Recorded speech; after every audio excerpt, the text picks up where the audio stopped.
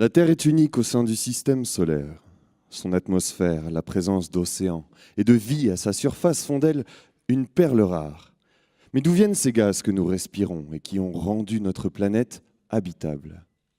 Au laboratoire, j'ai à ma disposition une collection de roches extraterrestres, incluant des météorites, des échantillons lunaires ramenés des missions Apollo, ou encore des cailloux éjectés depuis la surface de Mars. Et moi, je les détruis, en les chauffant jusqu'à les fondre pour libérer les gaz extraterrestres que ces roches contiennent. Des gaz que j'analyse ensuite et que je compare à la composition de l'air ambiant.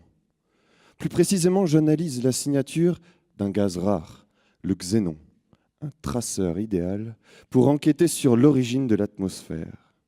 Mon but, c'est donc de déterminer quel type de roches extraterrestres ont pu apporter sur Terre les gaz qui nous entourent aujourd'hui.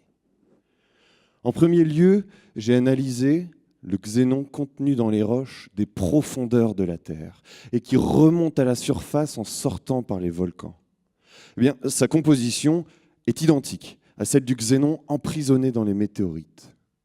Imaginons par exemple que ce xénon de la Terre et des météorites soit de couleur jaune.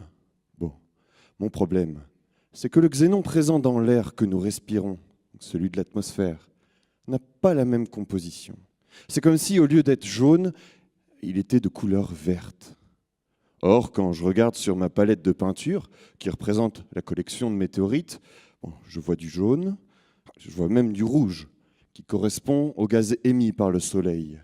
Mais j'ai beau imaginer tous les mélanges possibles, il me manque forcément une touche de bleu pour expliquer cette couleur verte du xénon de l'atmosphère.